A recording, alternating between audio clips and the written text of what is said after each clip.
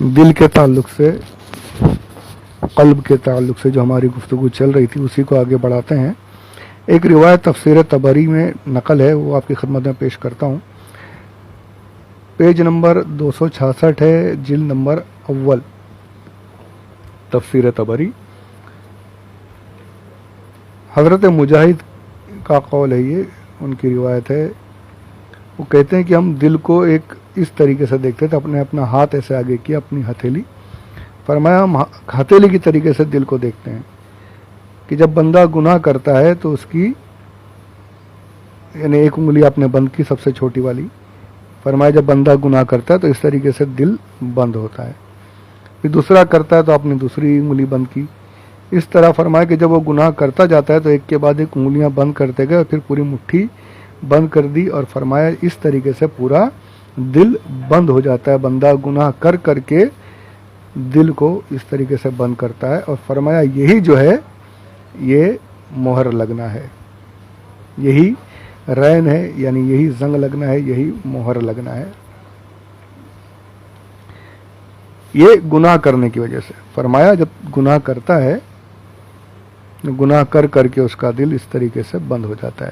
اسی طریقے کی ایک اور حدیث پاک حضور اکرم صلی اللہ علیہ وآلہ وسلم کی بڑی مشہور حدیث شریف ہے، جو اکثر لوگوں کو پتہ ہی ہوگی۔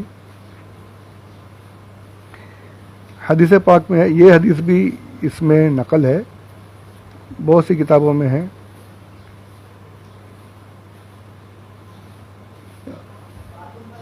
اس تفسیر طبری کے پیج نمبر 267 پر بھی یہ حدیث پاک نقل ہے، پوری سند وغیرہ موجود ہے یہاں پہ۔ میں حدیث پاک آپ کی خدمت میں پیش کرتا ہوں۔ حضور اکرم صلی اللہ علیہ وآلہ وسلم ارشاد فرماتے ہیں، حضرت ابو ہریرہ رضی اللہ تعالی عنہ سے روایت ہے کہ سرکار نے فرمایا کہ جب بندہ مومن گناہ کرتا ہے تو اس کے دل پر ایک کالا نقطہ لگ جاتا ہے، ایک کالا، دل پر ایک کالا نقطہ، سیاہ ڈاٹ جیسے لگ جاتا ہے۔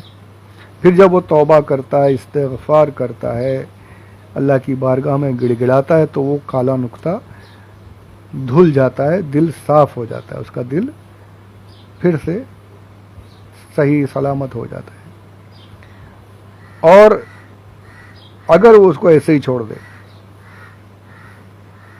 توبہ نہ کرے اور گناہ کرتا ہی جائے، گناہ کرتا ہی جائے، تو اس کالے نقطے کے بعد ایک اور نقطہ، ایک اور نقطہ، ایک اور، اس طریقے سے ہوتے ہوتے ہوتے وہ جو ایک نقطہ تھا اب وہ دھیرے دھیرے گناہوں کی کثرت کی وجہ سے اور توبہ نہ کرنے کی وجہ سے، استغفار نہ کرنے کی وجہ سے، اللہ عز و جل کی بارگاہ میں جھکنے سے پرہیز کرنے کی وجہ سے، اللہ کو یاد نہ کرنے کی وجہ سے، گناہوں کی کثرت کی وجہ سے جو اب ایک سیاہ نقطہ تھا وہ دھیرے دھیرے بڑھتے بڑھتے بڑھتے پورے دل کو کالا کر دیتا ہے، پورا دل سیاہ ہو جاتا ہے۔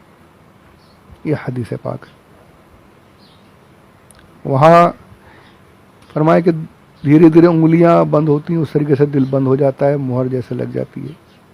یہاں سرکار فرما رہے ہیں صلی اللہ علیہ وآلہ وسلم کہ دھیرے دھیرے نقطہ، ایک نقطہ دھیرے دھیرے کالا سیاہ ہوتے ہوتے پورا دل کالا ہو جاتا ہے۔ اگر گناہوں سے توبہ کرتا رہے تو پھر وہ سیاہی دھل جاتی ہے، پھر دل صاف ہو جاتا ہے۔ لیکن اگر توبہ نہیں کرتا، لگاتار گناہوں پر اڑا ہوا ہے، تو پھر وہ دل جو ہے سخت ہو جاتے، کالے ہو جاتے ہیں، مہر لگ جاتی ہے۔ یہ مومن کے دل کا حال ہے۔ مومن جو ایمان والے ہیں، گناہ کرنے کی وجہ سے ان کے دلوں کا یہ حال ہے۔ تو جب مومن گناہ کرے، گناہوں کی وجہ سے دلوں پر سیاہی بڑھ گئی، دل بند ہو گئے، گناہوں کی وجہ سے یہ حال ہے، تو کفر کی وجہ سے پھر دلوں کا کیا حال ہوتا ہوگا۔ گناہ کرنے کی وجہ سے دل کالے ہو جا رہے ہیں، سخت ہو جا رہے ہیں، تو گناہوں سے سب سے بڑا گناہ تو کفر ہے، کفر سے بڑھ کر تو کچھ بھی نہیں۔ تو جب لگاتار انسان کفر کرتا رہے گا تو اس کے دل کا حال کیا ہوگا؟ پھر یہی حال ہوگا کہ دلوں پر مہر لگ جاتی ہے، جیسے اللہ نے ارشاد فرمایا، جیسے میں نے کل کہا تھا پچھلے آڈیو میں کہ اللہ نے مہر لگا دی اس وجہ سے ایمان نہیں لا رہے، ایسی بات نہیں ہے، یہ کفر کر رہے ہیں اس وجہ سے ان کے دلوں پر مہر لگ گئی۔ تو یہی حال ہے یہاں پر اس حدیث پاک سے بھی ثابت ہوگا کہ ان کے دلوں پر جو مہر لگی ہوئی ہے یہ ان کے کفر کی وجہ سے لگی ہے. جب بندہ گناہ کر رہا ہے تو دل کالے ہو جاتے ہیں, تو جب کفر کرے گا تو دلوں کا کیا حال ہوتا ہوگا.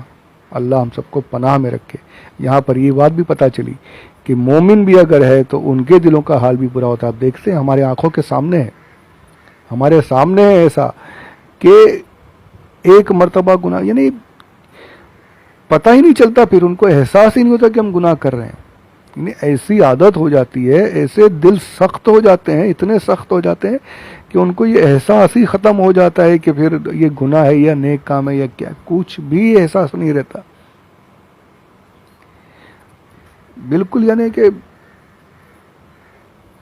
اب نماز کو ہی دیکھ لیجئے, نماز ہمارے سامنے اذانیں ہو رہی ہیں, لوگ اٹھ کے جاتے ہیں, لیکن بندے کا دل اتنا سخت ہو گیا ہے کہ اسے فرق ہی نہیں پڑتا کہ نماز جا رہی ہے. وہ دور الگ ہی تھا معاملہ, کہ نماز کے لیے تڑپتے تھے. کیمیا سعادت میں روایت ہے کہ جو لوہار ہوتا وہ ہتھوڑی جو چلاتے ہیں, ہتھوڑی لوہے پر مارتے رہتے ہیں, اب اس نے اپنا کام کر رہا ہے اور ایسے میں اس نے ہتھوڑا ایسے اٹھایا کہ اب میں اس پر ماروں گا لوہے پر, اس نے اٹھایا اور اتنے میں اذان کی آواز آ گئی تو وہ ہتھوڑا مارتا نہیں تھا, ہتھوڑے کو سائیڈ میں رکھ دیتا تھا. یعنی کہ اب اذان ہو گئی, اب کوئی کام نہیں کرنا ہے, اب خالی ہتھوڑے مارنے میں ٹائم کتنا لگ رہا ہے, نہیں اتنا بھی نہیں, سائیڈ میں رکھ کے اب سیدھا نماز پڑھنا. وہ الگ ہی دور تھا یار. وہ کیا تھا وہ معاملہ. فرماتے موچی اگر سوئی مطلب سیتا رہتا کچھ اور ایسے میں اذان ہو جاتی تو جو سوئی اس نے ڈالی ہے وہ کھینچ کے دھاگا باہر نہیں نکالتا, ایسے ہی چھوڑ کے رکھ دیتا اور نماز پڑھنا چلا جاتا. تو کیا تھا وہ کون سا دور تھا, وہ کیسی محبت تھی, کیسے ان کے دل جو تھے وہ اللہ عز و جل کی بارگاہ میں جھکے ہوئے تھے. اور آج ایک ہم ہیں کہ ذرا بھی احساس ہی نہیں ہمارے, بالکل یعنی دل پتھر جیسے بن چکے ہیں.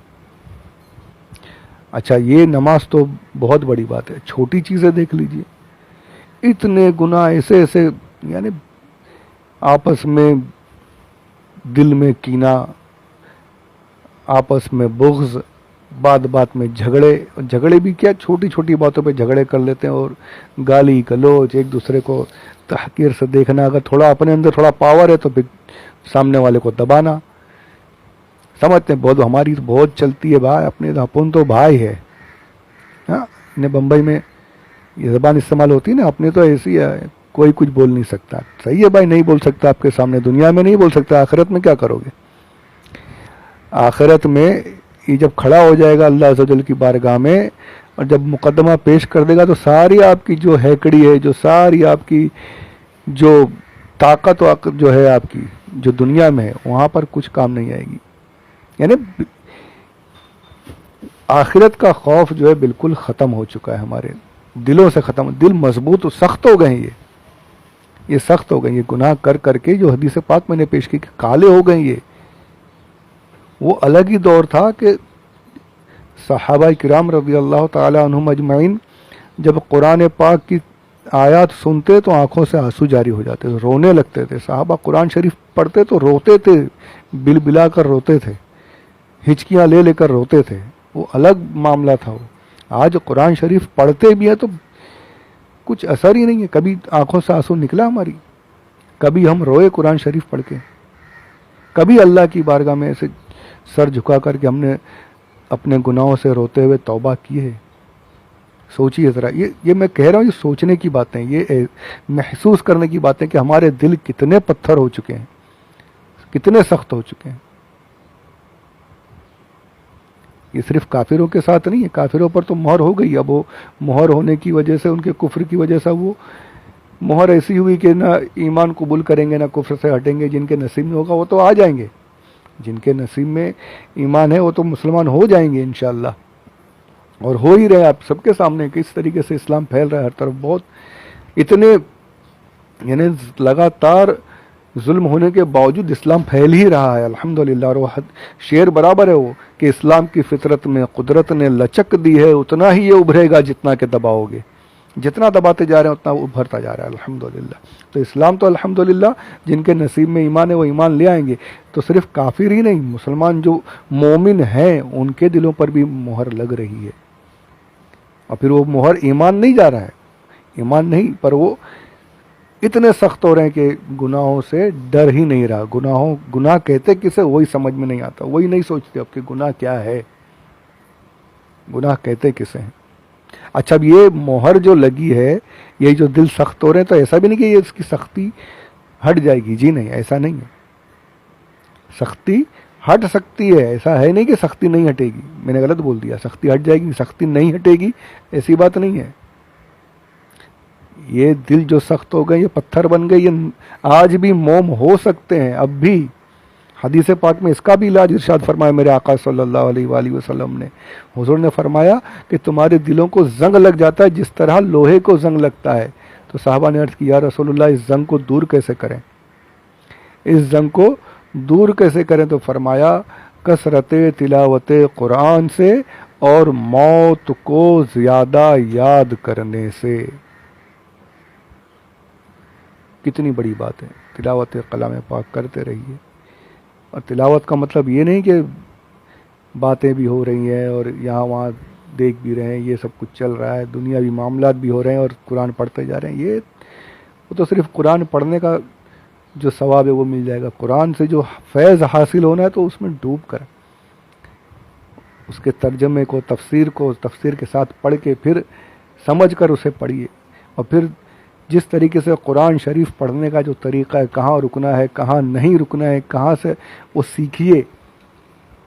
اور پھر اس کے بعد میں قرآن شریف انہیں حماق سے پڑھیے. دیکھیے انشاءاللہ دھیرے دھیرے موت کی یاد، یہ تو ہم بھول ہی گئے موت کیا ہے. آج ہمارے سامنے یہ جو دور چل رہا ہے کرونا والا، کیسی موتیں ہو رہی ہیں.